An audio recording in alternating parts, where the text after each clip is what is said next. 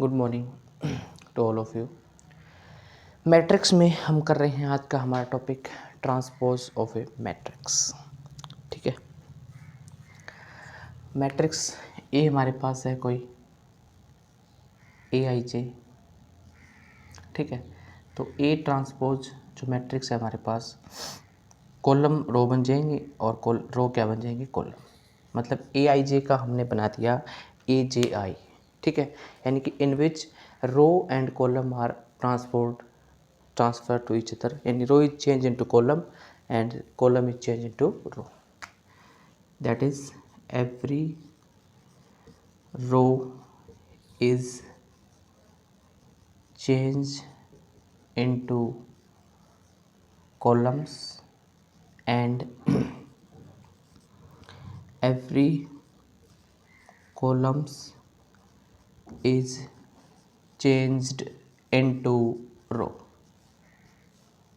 मतलब रो का कॉलम बना दिया, कॉलम का रो बना दिया, वो ट्रांसपोज कहलाता है। दूसरी बात, ट्रांसपोज की जो मैंने लिखा है नोटिफिकेशन, ए ट्रांसपोज लिखते हैं, कई बुक में ए टी लिखते हैं, कई बुक में ए टी लिखते हैं। अलग अलग बुक का अलग अलग हिसाब है। ये लिखने का तरीका है ट्रांसपोज ऑफ ए मैट्रिक्स का। ठीक है, यानी क्या समझे आप लोग, कोई मैट्रिक्स गिवन है, उसके रो को हम कॉलम बना दें और कॉलम को रो बना दे, वो हमारे पास क्या कहलाता है, ट्रांसपोज कहलाता है। फॉर एग्जांपल, मैट्रिक्स ए है आपके पास 1 2 3 0 1 2, तो आपको इसको ट्रांसपोज निकालना है। ठीक है, तो क्या आएगा हमारे पास 1 2 3। देखो यहाँ पे ये रो है, अब ये कॉलम बन चुका है, ये रो है, अब ये कॉलम बनेगा 0 1 2। ठीक है, 0 1 2, ये ट्रांसपोज आ गया।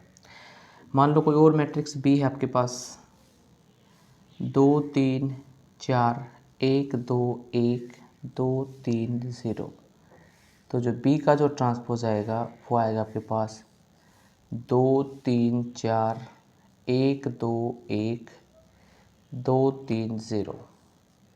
ठीक है, यानी कि ये जो मेरे पास फर्स्ट बी मैट्रिक्स में फर्स्ट जो रो थी वो मेरे पास अब कॉलम बन चुकी है, सेकंड रो यहाँ पे सेकंड कॉलम बन चुका है, थर्ड रो यहाँ पे क्या बन चुका है, थर्ड कॉलम बन चुका है। तो ये है आपके पास concept of a transpose of a matrix. ठीक है, concept of a transpose of a matrix. तो आगे देखते हैं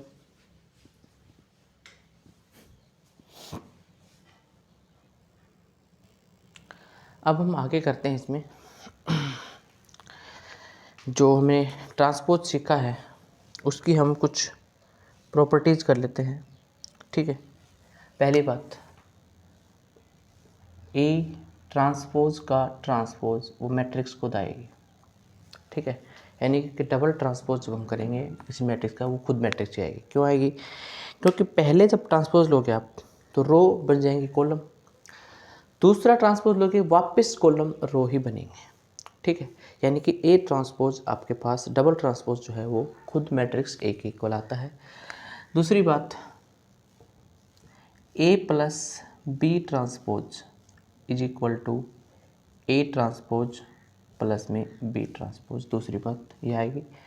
नंबर थर्ड पे आपके पास आएगा के टाइम ऑफ ए ट्रांसपोज, अगर किसी कांस्टेंट टर्म से मल्टीप्लाई है तो के बाहर आ जाएगा, ये आपके पास बनेगा के टाइम ऑफ ए ट्रांसपोज। ठीक है, और एक और रिवर्स लॉ होता है नंबर 4 पे, ए बी का ट्रांसपोज। यहाँ पे देखिएगा थोड़ा सा चेंज आ गया, यहाँ पे बी ट्रांसपोज इनटू में A transpose, and this law is known as reverse law. इसको हम रिवर्स लॉ बोलते हैं।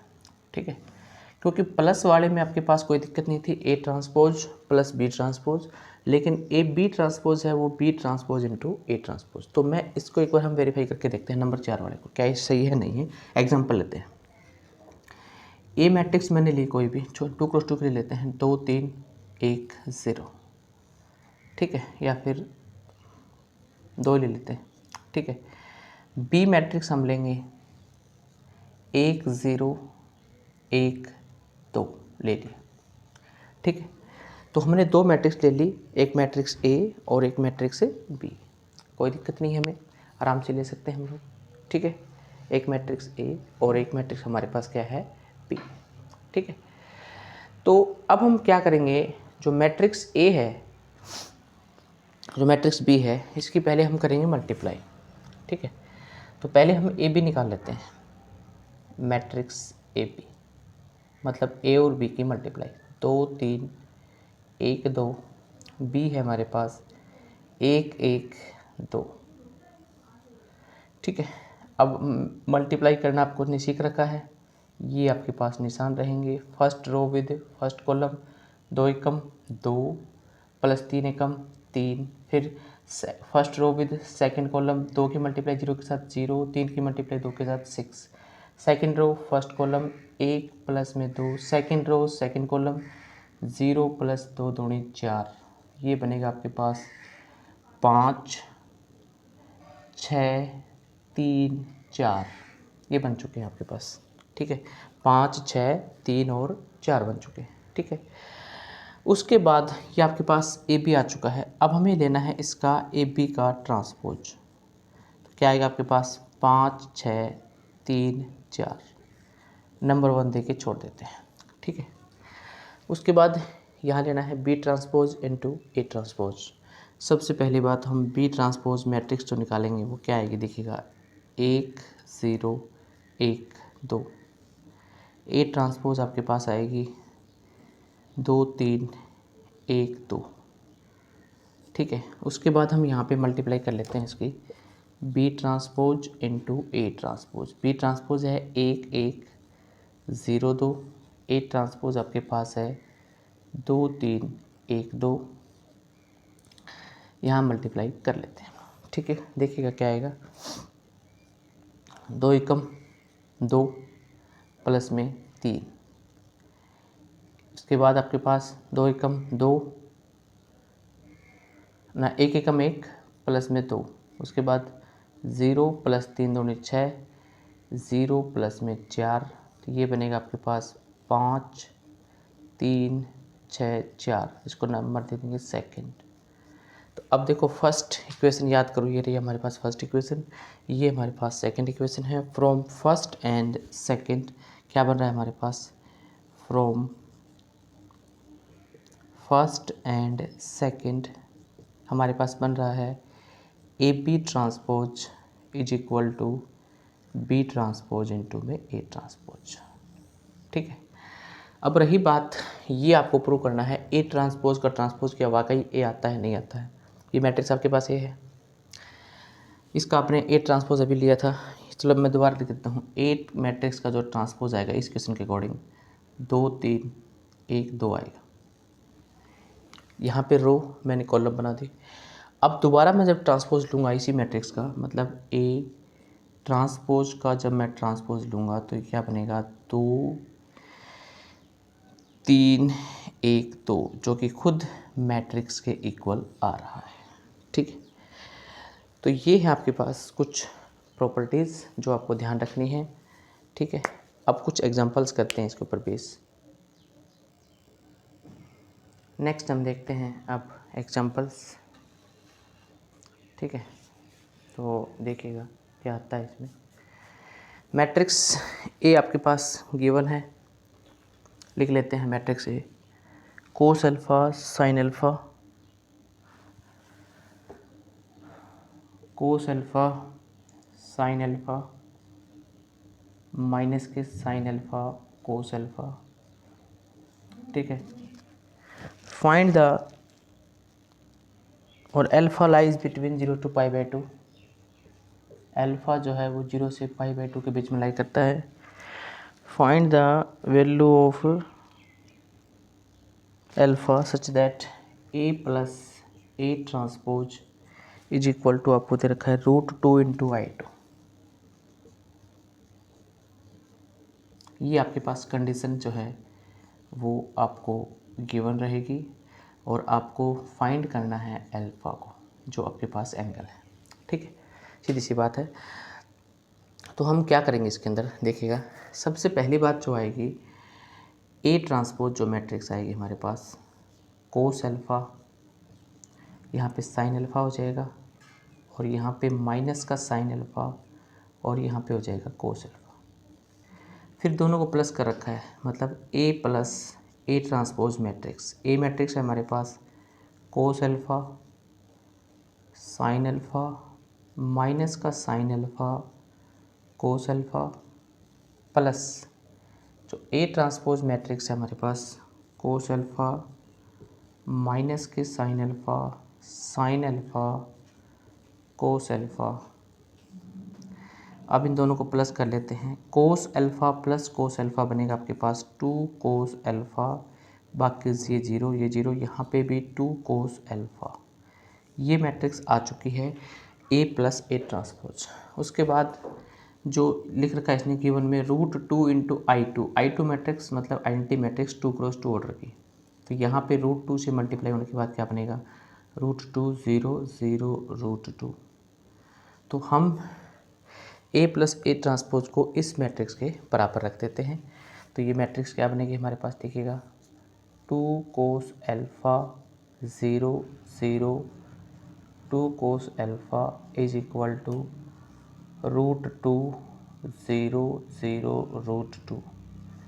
तो आपको पता है दो मैट्रिक्स इक्वल हैं, तो 2 cos alpha is equal to आएगा √2। Corresponding element are equal, cos alpha is equal to √2/2 और इसको लिखेंगे √2 मल्टीप्लाइड विद √2।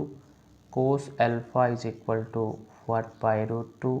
तो यहाँ से अल्फ़ा का जो मान है वो हमारे पास आ रहा है π/4, क्योंकि कोस 45 का जो मान होता है वो हमारे पास होता है 1/√2 होता है। ठीक है, एक एग्जांपल और देख लेते हैं हम लोग इस टाइप का, जो छोटा सा बेसिक एग्जांपल है, एग्जाम में पूछा जाता है। बाकी तो मैंने आपको करवा दिया है, ये लास्ट एग्जांपल रहेगा इस टॉपिक का, ट्रांसपोज ऑफ ए मैट्रिक्स का। ठीक है, उसके सब पार्ट अगले वीडियो में आएंगे। जैसे आपसे पूछा जाए find the value of A and find the value of A, simple सा क्वेश्चन है, आपके पास ए और बी का मान निकालना है। तो a प्लस बी 2 5, यहाँ पे b, और ये जो मैट्रिक्स हमें दे रखी है 6 5 2 2, इसका है ट्रांसपोज। ठीक है, तो कुछ बच्चे जो नए नए टॉपिक करते हैं वो इस सिंबल की तरफ ध्यान नहीं देते, वो सीधा ही a प्लस बी बराबर 6 b बराबर 2 करेंगे, जो कि गलत तो हो भी सकता है, सही भी हो सकता है। लेकिन पहले हमें दोनों मैट्रिक्स इक्वल, वैसे उनका तरीका तो ठीक है, लेकिन पहले इस मैट्रिक्स ट्रांसपोज को हमें ख़त्म करना पड़ेगा, ट्रांसपोज हटाना पड़ेगा, उसके बाद मैट्रिक्स इक्वल होंगे। यानी कि इस मैट्रिक्स के ऊपर कोई इफेक्ट नहीं पड़ेगा। a प्लस बी 5 2 b, यहाँ पे हम इसका ट्रांसपोज लेंगे 6 5 2 2। अब देखिएगा कोरस्पॉन्डिंग एलिमेंट आपस में इक्वल होंगे। यहाँ से a प्लस में b बराबर 6, 2 बराबर 2 है, 5 बराबर 5 है और b का मान फिर 2 है। तो a प्लस बी बराबर 6 है, तो b का मान फिर से 2 रखेंगे यहाँ पे, तो a का मान हमारे पास आएगा 4। a बराबर 4, b बराबर 2 आ रहा है आपके पास। ठीक है, a बराबर 4 और b बराबर 2 आ रहा है। ठीक है, तो ये आपके पास रिज़ल्ट रहेगा कि आपको कोई भी चीज़ प्रूव करनी है कंजुगेट की फॉर्म में। ठीक है, तो आप लोग आराम से फॉर्म कर सकते हैं। तो ये है आपके पास, कई बार एग्ज़ाम में यहाँ पे टी लिखा मिलता है, कई बार आपको पजल करने टी मिलेगा, टी का मतलब ट्रांसपोज ऑफ मैट्रिक्स, या फिर यहाँ पे स्मॉल टी भी हो सकता है, तो वो आपको ध्यान रखनी है। ये है आपके पास कॉन्सेप्ट ऑफ ट्रांसपोज। इसमें जो मेन जो प्रॉपर्टी थी वो था आपके पास रिवर्स लॉ, जो कि मैंने आपको प्रूव करके बताया था। ए बी ट्रांसपोज जो होगा वो क्या होगा, B transpose into A transpose, इसको आपको ध्यान रखना है। ठीक है, तो ट्रांसपोज का कॉन्सेप्ट यहीं पे पूरा होता है। अब हम करेंगे नेक्स्ट वीडियो में ट्रांसपोज के सब पार्ट, सिमेट्रिक और स्क्यू सिमेट्रिक। तो आपको ध्यान रखना है इन चीज़ों को। ट्रांसपोज में every row and column are change into vice versa, मतलब row is change into column and column is change into row. ठीक है, और सबसे मेन इंपॉर्टेंट जो है आपके पास वो है रिवर्स लॉ। इन चीज़ों को आपको ध्यान रखना है। इसके जितने भी एग्जांपल आप अपने तरीके से ढूंढ सकते हैं, कोई दिक्कत नहीं है। बाकी ट्रांसपोज में जितना मैंने आपको बता दिया काफ़ी है। डेफिनेशन, प्रॉपर्टीज़, ठीक है।